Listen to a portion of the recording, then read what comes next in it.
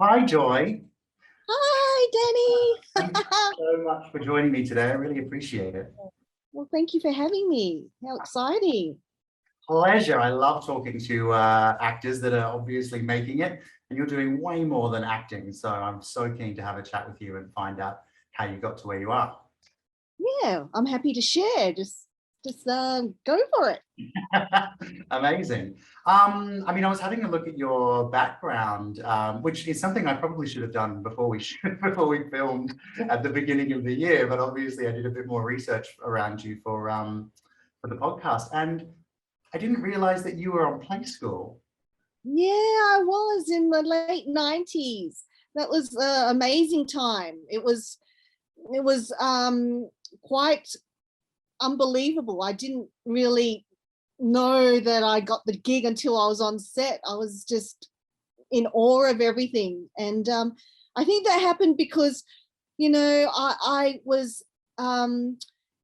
in my early 20s, and I was doing some teaching at the time at college, drama teaching, and I had just a bet with some kids, and they said, oh, you don't see us, one was an Aboriginal child and another one was a Chinese girl, and they said, you don't see us on TV, so why should we try and get into the TV business? And it just rolled off my tongue, saying, oh, if I can get on Play School, you guys can do it. And then they said, okay, we'll hold you to it. And I thought, oh, shivers, I just have to try and get on Play School now.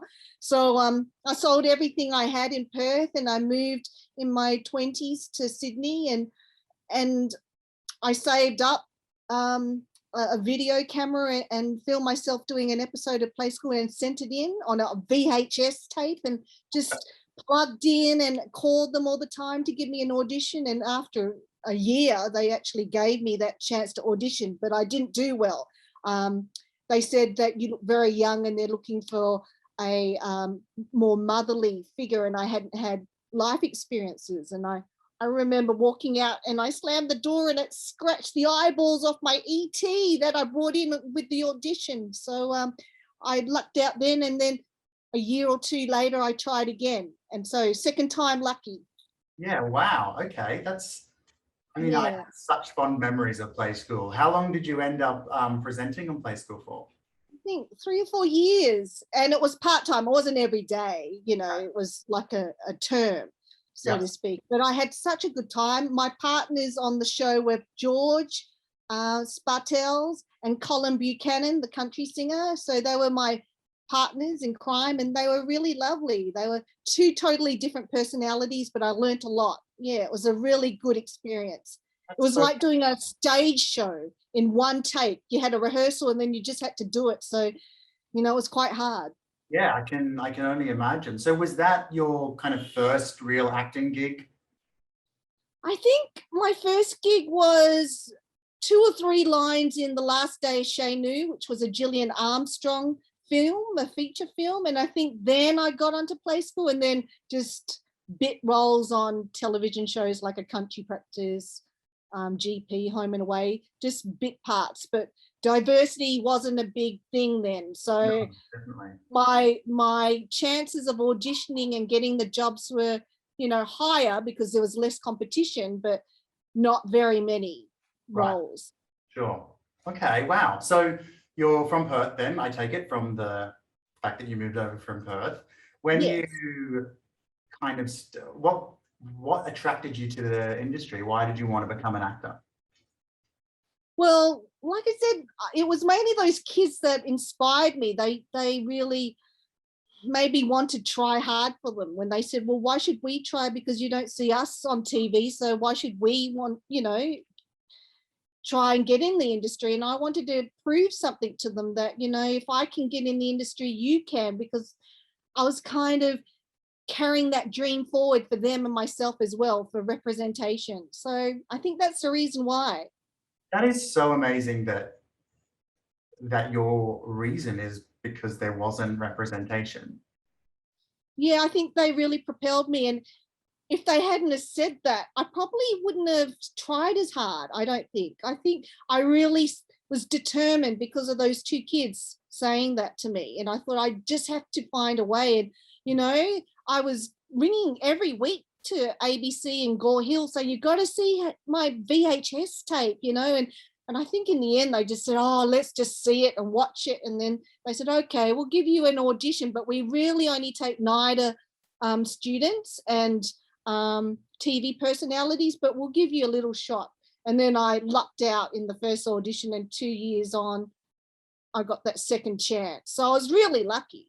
Yeah, that is so cool. So, yeah. I mean, obviously, that's such a inspirational reason to move into acting. What was your, I guess at the time back then, what was your idea of making it? What was your kind of big, hairy, audacious goal when it came to the kind of acting industry? I think just having a regular part on TV or in film. I think I really enjoyed myself, but I am on Play School. I think I still was pinching myself that I can't believe I got it. And I wish I was in the moment more, because, you know, they actually had to get a coach because I was just so in awe. They got a coach for me during that time because I wasn't in the moment enough. So from that experience, I learned you got to live in the moment of the scene and just work off, you know, your partners and what have you. So that was a really big learning curve for me about acting. Like, it's not all that. That's when I was still learning about my craft. So it was really amazing experience. I really wish that I was in the moment more, because, you know, it was just a little bit of a pretend acting, but, you know, in the end, I learnt, and you know, it was an amazing time. And I remember I accidentally shoved Jemima's foot in the ambulance, and they said, Joy, you know, you got to pretend it's a real, you know, real human being, and, you know, squashing the toys. And they said, oh my God, you know, the lungs of the toys. So you really had to pretend the toys were real. And I think that was something I had to learn on the day. You know, you got to be gentle, Joy. You don't shove her foot in the car, and you don't squash the toys like that. So I had to be gentle as if they were real people. Yeah, it was just an amazing experience, just learning that craft. Yeah, I can only imagine how many takeaways and what you would learn on set, especially considering, I guess I'm hearing that Play School was, apart from the couple of lines in the feature film, Play School was kind of your school, really, of how you learned, where you learned, which is so amazing. And I love that. Were you doing other stuff at the same time? I did have a part-time job at that time. I had 2 part-time jobs. I had telemarketing, and I remember I used to put on different voices, and at the time it was a little bit racist, because, you know, when someone was talking in their language, I tried to imitate them. And, you know, looking back now, that was quite racist to do that, but I was learning accents. I said, oh, what a great accent, and this person was talking in this accent, and I was doing it back, and people were, I think I was a bit of a joker. Everyone in the call room was just laughing, oh, Joy's at it again, she's trying to be a different character. And it was just an amazing time. I think with everything I did, I tried to be a different character. And also, I used to be a salesperson in Grace Brothers. And I remember I used to have all these different people trying on shoes, old ladies, and they used to, you know, treat me as a daughter. And then it was just lovely to have that rapport with people. So I think online is like doing voiceovers, and then with people, entertaining them, trying to say, oh, this shoe looks fantastic on you, even though you had a fat foot, but it looks good on you, you know? You know, it's just selling yourself. I think it's all part of acting. Yeah. Yeah, I just took that as, I don't know, I had fun doing the call centers, different accents, and, you know, and yeah, I just took everything in my stride. I had 2 part-time jobs, and then I think you do plays, and then you sort of get more work. But it's taken a long time. Like, I've been in the industry late 90s, and, you know, to now it's over 20 years. Yeah, so it's a long time in the industry. So do you only work in the industry now? You don't have jobs? I do. I think the last few years especially, I've been able to get commercials. So they've really helped me. US commercials pay well. and also do a lot of consulting with other filmmakers. Since I've done 4 features now, I've been able to consult with emerging filmmakers. They hire me for an hour and just show me their script and say, what did you learn? Well, how can we improve? So that's what I do, consulting. I also see the puppets behind me. I do anti-bullying and anti-racism in school. So it's like putting a puppet performance. And I have the annual Joy House Film Festival. So they're my regular stuff that I do, and I have been for a decade or so. So they keep me busy. Yeah, I am pretty much doing it full time.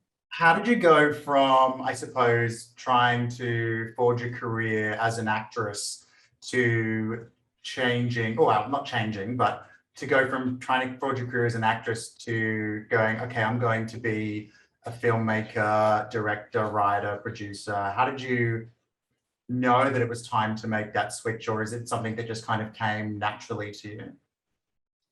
I think in 2013, when I started the Joy House Film Festival, that came about when a friend said, you know, there is another multicultural film festival, but you know, I saw the content and it just made me feel disturbed for a few days. I wish there was a lighter one, and there needs to be more diverse films. And that was the start of I thought, okay, I'll hold my own film festival and make it lighthearted and joyful, so people, when they walk out of the film festival, they feel, you know, a sigh of relief and escapism. And also it's giving filmmakers that opportunity. And then it also inspired me to make my own short films at the time. And so that's when it started.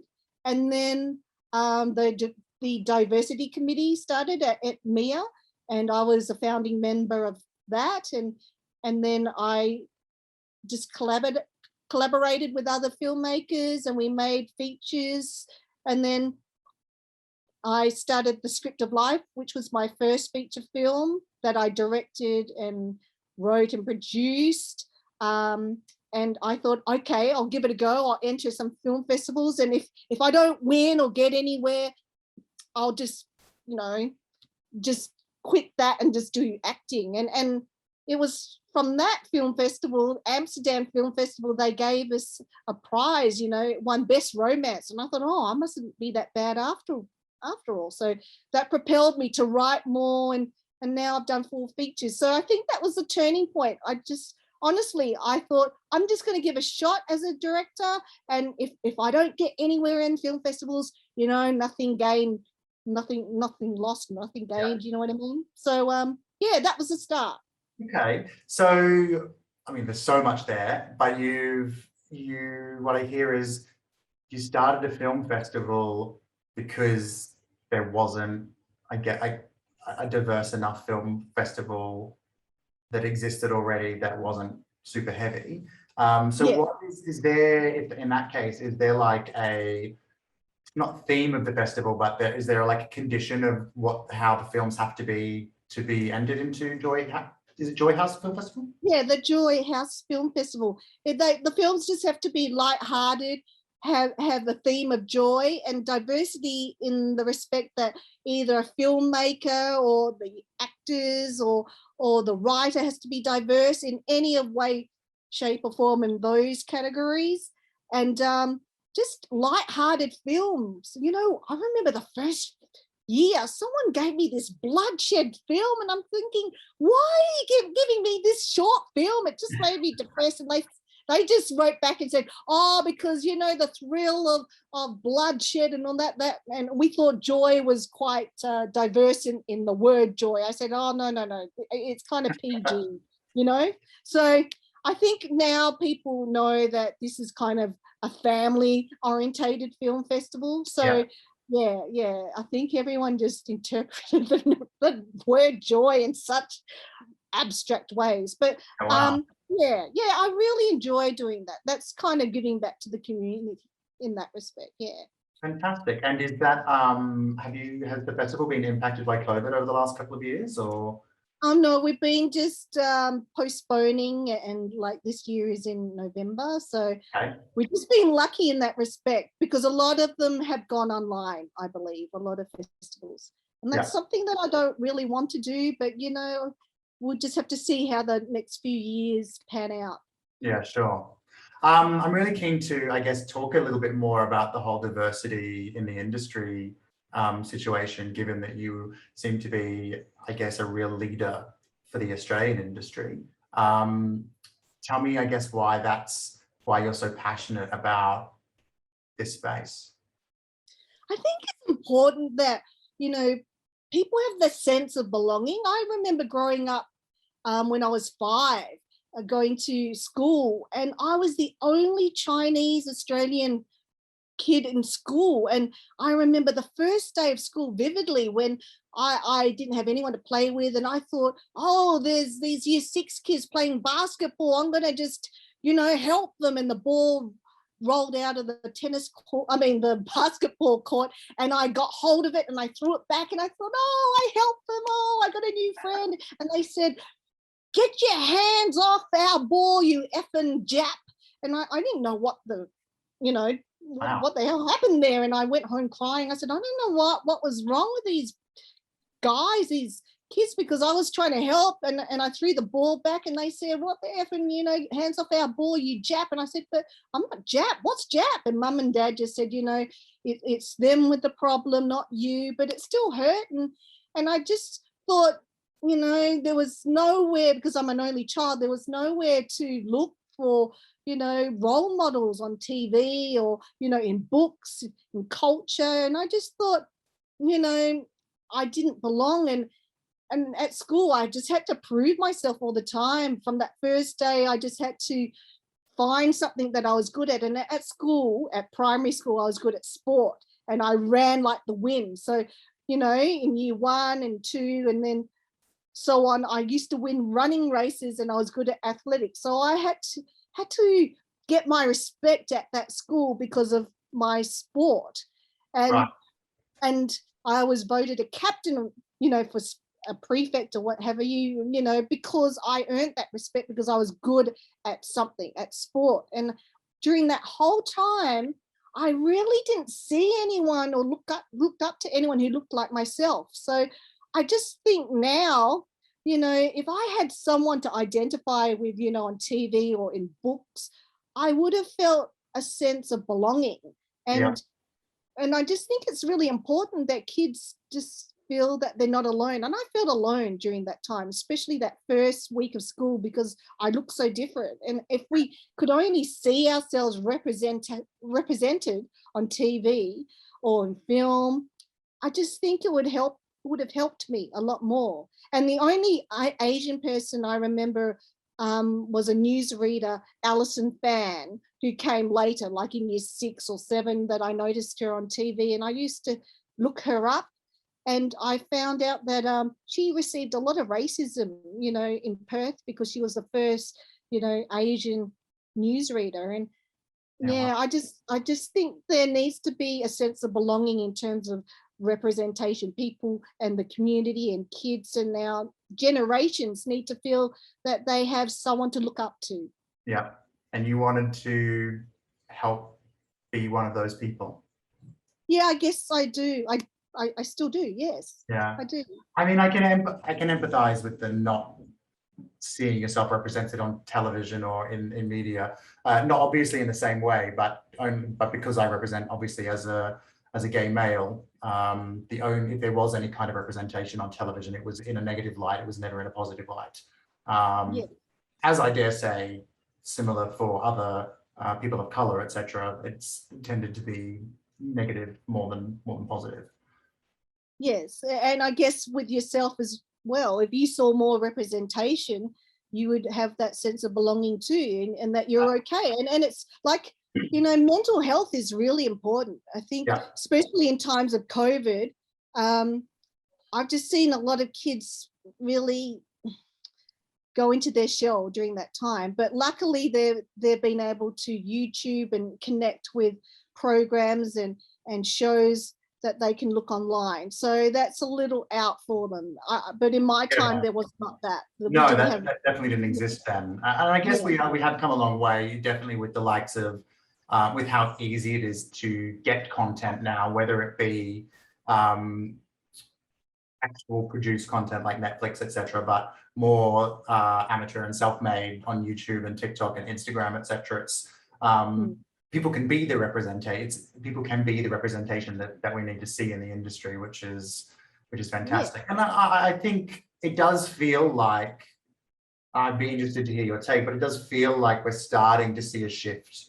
I do. I believe, especially in the last 3 years, there has been a big shift.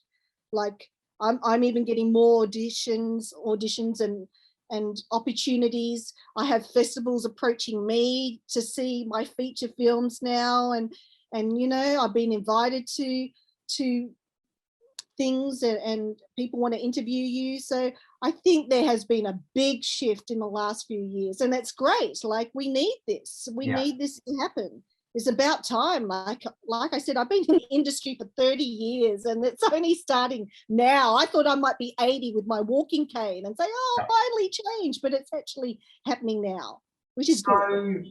Obviously, I mean, that's obviously a long time to be in the industry, and I guess a long time to wait for stuff to change.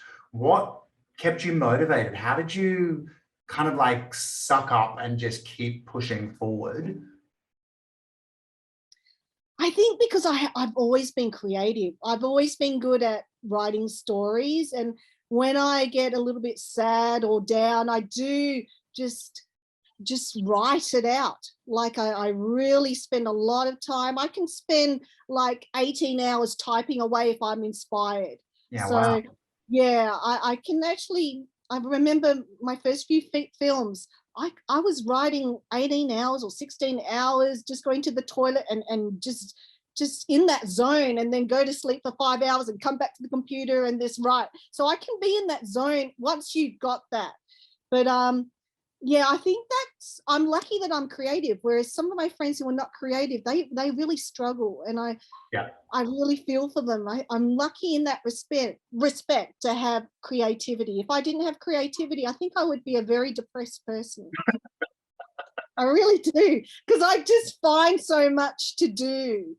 Like, I know some people during lockdown said, hey, Joy, you must be, you know, so sad in your, you know, little place, and, you know, you must be locked away. And I said, oh no, I love lockdown. I'm just enjoying the creativity. I'm catching up with my work, and, you know, I'm treating it like a writing retreat. And they said, oh, okay. And they didn't believe that, because they just thought, you know, being an artist and unemployed actor supposedly at that time, you know, but during lockdown, I used that to my advantage. I really caught up with all my paperwork.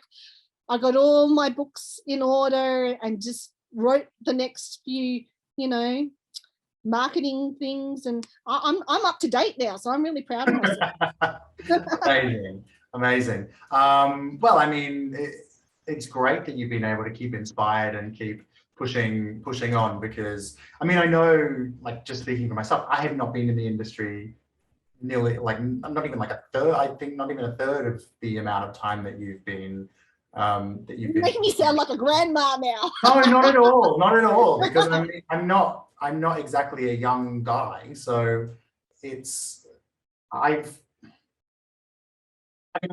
started acting when I was in primary school, but definitely, like, for a very long time I did nothing. And it's been I think it was maybe 2017 that I started to get back into it and be like, okay, no, this is what I want to do, and I'm in it. But it's only been 4 years, and the amount of times that I've been like, this is never going to happen, I want to quit. Like, what am I doing? I'm wasting my time. I'm not getting auditions. I'm not getting through. The amount of times I've wanted to quit is insane. But for an industry, or I guess for the industry to catch up, it took nearly 30 years to get to a point where you were, I don't know if it's the right word to use, but where your diversity was celebrated and desired. I don't know if I could have kept pushing through. I think I would have quit and been like, they don't want me, I'm just gonna I'm going to get a different career, and that's what I'm going to focus on. So I think that's I amazing. did have some time out moments. Like I did go to New York for a couple of months where it was really quiet for me, I remember. And I those thoughts did cross my mind. And then I was a visual artist because I paint as well. So I did have a few months or so off, and I went to New York and I was a visual artist, and I was really enjoying the art industry in New York. And when I sold a painting, I was thinking, wow, someone bought my painting. I can stay longer here in New York. You know what I mean? And then I sold another one. And then I wrote Fairy Joy books. I remember I had a book launch at Barnes and Noble in New York. I had story time in New York, just a little book launch. And Gregory, Just a little book launch. just a little book launch. And he was such a, what I love about New York, they give you such an opportunity. They give you a chance, you know. I haven't painted professionally, and this gallery just saw my sample of art, and I had them in a, I was so stupid, I had them in a garbage bag. I thought he was going to say, well, leave them in the garbage bag, but he took them out of the garbage bag, and I walked like all these blocks, like at least 40 blocks, you know, like 40 streets, and this, I found one gallery about 6:30, and I've been walking since 9 o'clock in the morning. He said, oh, we'll have your work in a little exhibition, and yeah, it was amazing. And then I had a little, my book, I did self-published little Fairy Joy books, and I went to Barnes and Noble and I said, oh, I want to see the manager, and his name was Gregory, and he looked at it and he said, yeah, we'll give you a chance, you know, you'll be able to have story time with the kids. And so I didn't pursue acting at that time, but I was still creative. Yeah, And wow.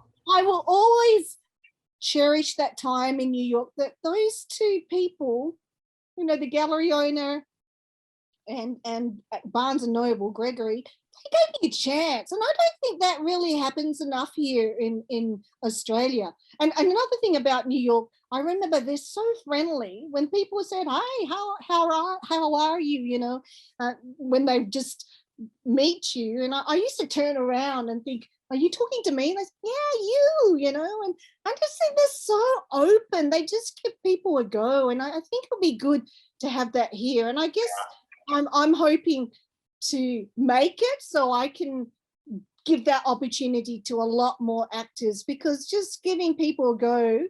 And I have actually done that with a lot of people who have approached me. They want to be associate producers, or they want to be, you know, a crew member, and they said, Joy, you know, we would like to do work experience. Can you give us a chance? And I look at their, you know, just have an interview and see how, you know, passionate and gung-ho they are, and then I give them an opportunity. So I guess in a small way I'm paying it forward to give opportunities to actors and crew members. Yeah. But I am very fussy. Like I have to make sure that they're willing to you know, they're humble and yet hardworking, because there's so, I've also experienced people said, oh, Joy, you want to be a crew member, and they never showed up. And then they contact me a year later and said, Joy, can I be a crew member or something on your next film? And I'm thinking, no, because you didn't even show up to the first time. Why are I giving you a chance? Yeah, so, wow. you know, what I've learned is that, you know, I am open to people who want to have work experience with me. But, you know, once you've blown that chance, I'm very reluctant to give you that opportunity. So I am quite tough in that respect. And I mean, I think you need to be, but I think what's really interesting about this is, I think, like with your comment about people giving people a chance in Australia, I feel like, and this kind of also tracks with what you said about play school, I kind of feel like in Australia it's more of a knock back until they've had enough, and then they give you a chance, as opposed to we'll give you a chance, but if you mess it up, you're out. Yeah, you're right. You're absolutely right. I think I've got where I am because I really persevere until someone gives me a chance. But no one has ever just given me off the bat, Joy, come on, we'll give you a chance. No one has ever done that. I've had to go months of ringing, calling and say, give me a chance. And then they give me a chance, and they can see that I'm a hard worker and I'm on time, I deliver. But like you said, that goes with months or even years of me knocking on that door. Yeah. And, you know, you do give up. You do. I think, oh, should I do it again? Should I ring again? And should I send that email again? But, you know, perseverance does win in 90% of cases. There are some people who have said to me, oh, Joy, it's too much, you know, no. And fair enough, that door's closed and I'll just find another one. Yeah, but I think that tenacity is something that anybody in the industry that's trying to make it really needs to have, and especially in this country. I mean, it is the type of industry, if we're just looking at, I mean, obviously all of the different kind of roles within the industry, whether it's an actor or a director or producer or whatever, all of it is extremely hard to break into. But having that tenacity and that thick skin is so important in this industry, especially in this country, because there are so many knockbacks before you get anywhere. And that, I think, that eats away at people, and they don't, I think a lot of people take that as a sign of, okay, well, it's not right. This isn't right for me, so I'll give up and I'll move on.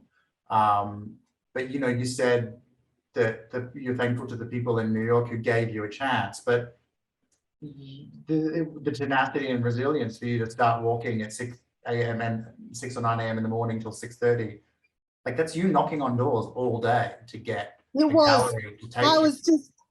That was just amazing. I can't believe I did that with this big garbage bag full of my artwork, and I'm sure some people, some art gallery owners thought, well, just leave it in that flipping garbage bag and don't come back.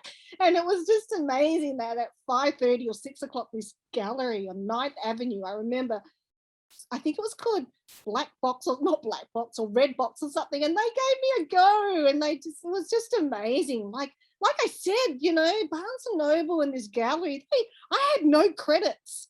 They couldn't Google you and say, who's Joy Hopwood? They just saw this girl who was looking probably half dead and said, please look at my work. And they just looked at it, and just for the time, you know, the time that they gave me just to look at your work is so precious. And then you're so grateful. And I remember with that guy, Gregory at Barnes and Noble, I sold like 10 or 20 books or something, and the money that I earned, I bought him a present.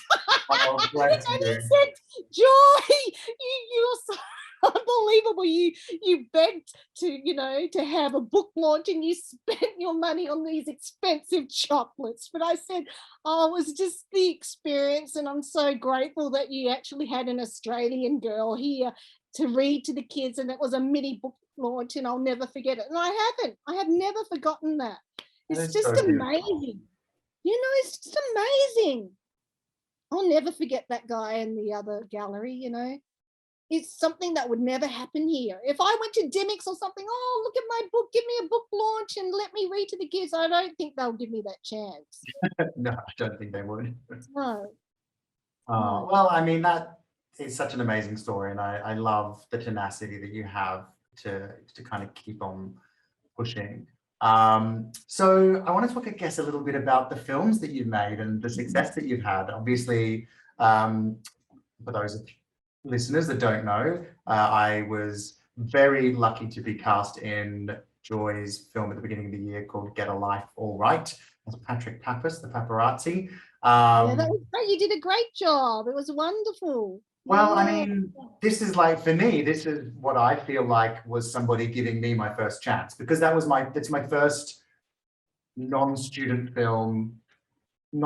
short film, independent feature film opportunity. So for me, I feel like you're the person that has given me my first chance. But you also looked the part as well. And you also, I remember you also asked me, did you want it in, and you know, do you mind if I play around with an English accent or something else? And I think also what I admired, not only did you look the part, but you were asking questions, and you were really in the zone of how your character will look like, and so they're kind of pluses that you're looking for. Like this actor knows, you know, he's already thinking about how the character would look and he, you know, talk, and you know, you really need an actor in that zone, and that's why you stood apart from the others, because you were already in that zone, and you know, that's a credit to actors, and that's how they get ahead, because you got that extra step up, because it shows the director that, you know, you're passionate, but you're also willing to do all that it takes to be that character.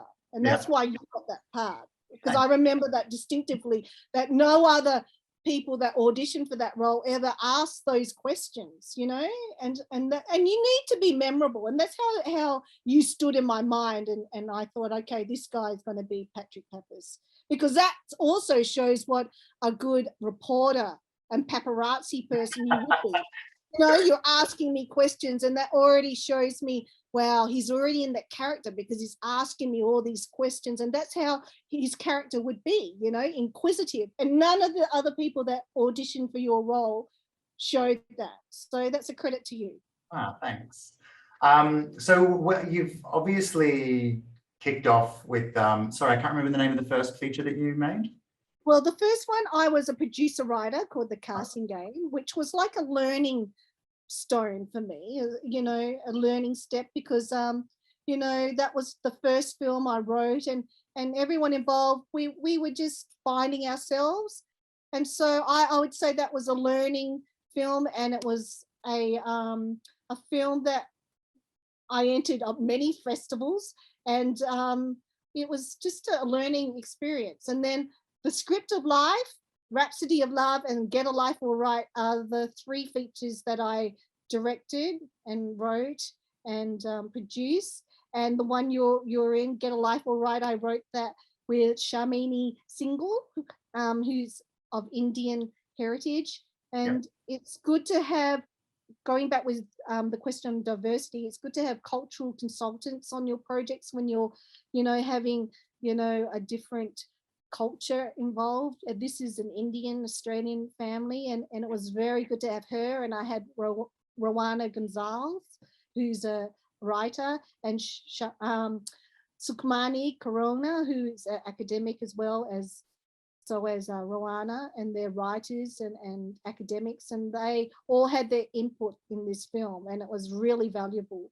And so I feel like I've ticked the boxes in getting the right people involved culturally for that film. Yeah, I'm really excited. It's the first romance drama musical I've ever made, and it's already won three. It's won best drama for Hong Kong Independent Film Festival already. So that's good. I did see that the other day. Yeah, that's amazing. That's so exciting. And I want to share also that the Australian High Commission Film Festival in Singapore invited us for March. So I'm so excited for that. So I really feel like we only ended up post-production only ended in August, and we're already in 3 festivals. So I'm really proud. You should be really proud. It was. We are proud. It's a teamwork. Of course. So I'm really proud of everyone. It was a lot of fun work. I mean, it was very quick, a couple of days on set for me, but it was so much fun working on it. So I'm excited to see where it goes, and I'm excited to see the film. So yeah, we have a screening, so that's good. And next year it's coming out to Dendy and Wallace cinemas. So that's another thing. I'm so happy for next year. So I'm looking forward to 2022. Yes, I think a lot of us are at the moment. The 2022 will be the 2021 we thought we were getting at the beginning of the year. I know. You just got to think forward, you know, and be positive. Definitely. Has your, like, given what, obviously we've gone on a bit of a journey of your experience and what you've done over the last 30 years, has your idea of making it changed now? Do you have bigger aspirations than what you kind of started with? Well, I didn't expect to go this far. I'm really happy with what I've achieved so far, but I would like to see Get a Life, especially with my latest film, Get a Life All Right, really do well in all different territories, especially because it's focusing on the Indian culture. I'd love to see it do well in Bollywood and India. That would just be so rewarding for me. That's something I've never achieved before. So I'm just hoping for that. And just, what I've learned is that I've always seemed to always keep in my box, my Australian box. Okay. And it's only in the last 2 or 3 years, especially with Rhapsody of Love, people have been saying to me, Joy, you got to look beyond Australia. And so I think success for me would be having my projects, being embraced by different cultures and different countries across the world. I think that would be really such a reward for me because, I think I've always wanted to play it safe, to be honest. I think it's only in the last 2 years I just wanted to do well in Australia. But now since, people overseas have contacted me and said, oh, can you please enter your film in our festival? Can we have a look at your film? And, it's just, I'm thinking, well, how did you find me? Yeah, that's so it's just amazing. amazing. Yeah, like Hong Kong Indie International Film Festival. I didn't enter them. They actually came to me and said, can we have a look? And so I gave it to them, and then, and then they said, oh, you shortlisted? I said, yeah, I'm all shortlisted. I'm shortlisted my whole life. And then they said, oh, you won Best Romance. And that was really good. And then, like I said, the Australian High Commission contacted me and wanted my films. And they said they really enjoyed Get a Life All Right, and they want it next year. So, that just makes me feel like my films are starting from this year to be more international. So if I can have a little spotlight on my films internationally, I think that's all I could ask for. Wow. That would be, well, good luck with that. It sounds like it's going in the right direction, which is amazing. Would you, obviously you mentioned earlier that you do a lot of commercials, US, etc. But it sounds like you've been focusing a lot on filmmaking over the last couple of years. Are you still passionate about the acting side, or are you more passionate about filmmaking now, or is it kind of an even split? Yeah, it's kind of an even split. I do like comedy. I'm not very good. I don't think I'm very good with too much drama. I think the commercials I've done, they've been very comedic. I'm a bit of a joker. And yeah, I think I'm known as the Asian nerdy kind of comic actor. So they call me in for those kind of roles. And I think I enjoy acting when it comes along, like commercials come along, and it's I don't seek them, it kind of comes. And I think filmmaking is probably more my forte now, but I do not turn down commercials because they pay so well. Of course not. Why would you? No, but I don't actually seek out acting as much as I used to. Okay. I am more focused with filmmaking, and just there's so much work as a producer. I get a lot of people asking me to produce their projects, but I'm very upfront and say, to be a good full-time producer, you need 30 or 40 hours a week, and I rarely have that on my own, so I have to turn down a lot of projects. But maybe in 20 or 30 years time I can produce other people's projects, but at the moment I just don't have that time. I really think you need to have, like I said, 30 or 40 hours to spread yourself on projects, and it's just not fair on their team if I just gave 5 hours of my time. Yeah, just for the benefit, I'm sure that I have a mix of listeners of people starting out versus people that are a few years into their journey.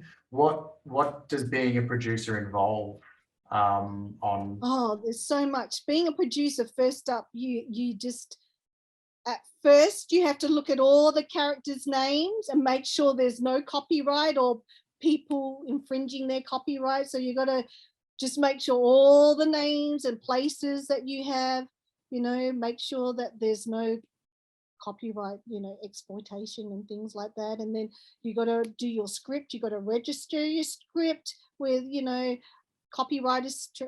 There's the Writers Guild. You can register there, and then you have to get insurances as well, which I didn't know until my last few films. You got to get E&O insurance. You got to get title insurance.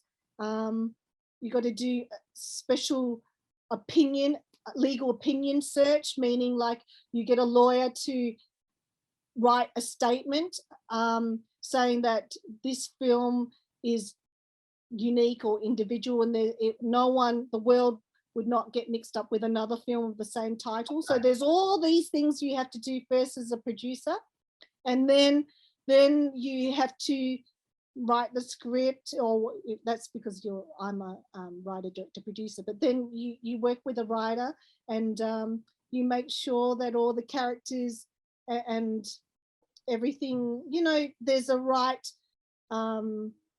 just pace, and there's a right amount of conflict in the script as well. Okay. And then you work with a casting director, or if you're a casting person yourself, you have to just make sure that all the characters and the actors are, they come to the party in terms of making sure they're interesting. And also you have to do research as well, making sure that you get an actor that can actually do the part. You just have to make sure you have, there's so much you have to look at, the actors and then the crew. And my biggest advice to anyone as a filmmaker is, when you have people on board, make sure everything is in writing, so everyone knows what they're exactly doing, and also how many hours everyone's giving, so you don't, some people may be doing more hours and some people may doing less, and it's not fair for the team members. And some team members may say, well, how come that person's only doing that amount? And then you don't know until, the end. It's best to know at the start, well, this person's only prepared to give this amount of hours, and this one's this hours. So it's just good to be upfront with what role you're doing and hours, and also, how much you're paying everyone. Sounds like a business owner, really.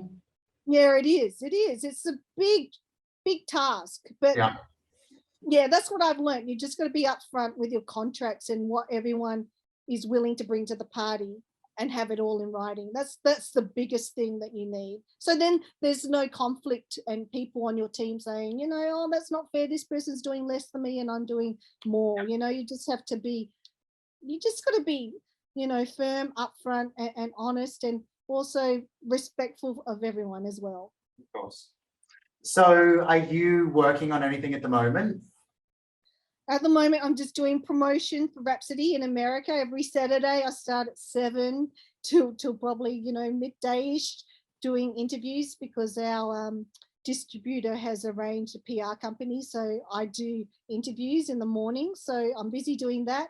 Also setting up for Get a Life All Right next year, doing all that, because there's a lot of deliverables as well. As a producer, you have to do, DCPs, and for overseas, you've got to do text lists, outputs, meaning, different languages and things like that. You've got to arrange. So there's so much you've got to do as a producer. So it's a year's worth at least. And like I said, 30 or 40 hours, you just got to do all that work. Yeah, wow. And for everything that you're doing, for these films, you've been writer, director, producer, and everything. So I imagine it would be, I'm surprised that you don't have massive bags under your eyes and have had no sleep.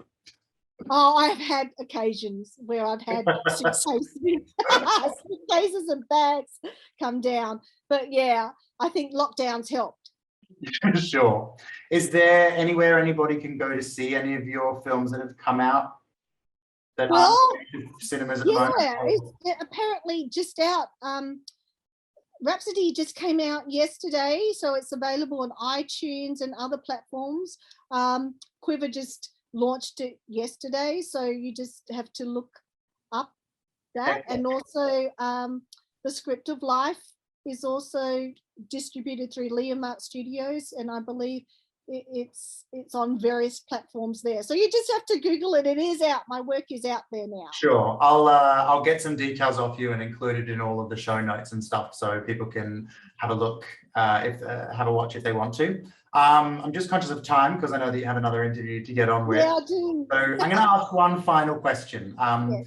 Given what kind of catapulted you into this industry, which was wanting to be that representation for diversity and having such a big, I guess, foothold in the industry in that space, what advice would you give to someone that may feel like they're not seeing themselves represented in TV and film at the moment?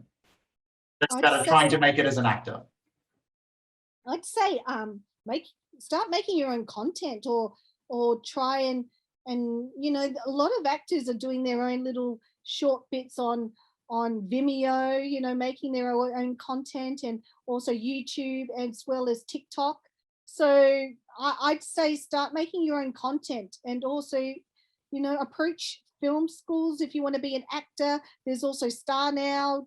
They're just great avenues to get your foot in the door and start off there. I think there's so much more opportunities now than what I had. And like I said, tenacity gets you over the line, and it's that passion.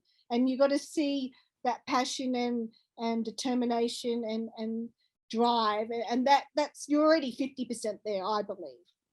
Amazing. Well, thank you very much for spending some time with me today, Joy. Well, thank you, Danny, and I hope people, you know, learned something today. I'm sure that they did. If anything, I think you are proof that keep on pushing and be tenacious, and eventually, if you work hard enough, you'll get your dreams. Yeah, well, if I can do it, anyone can do it. I really believe that. Amazing. Well, thank you so much. Enjoy the rest of your weekend. Well, thank you, Danny. Bye. Bye.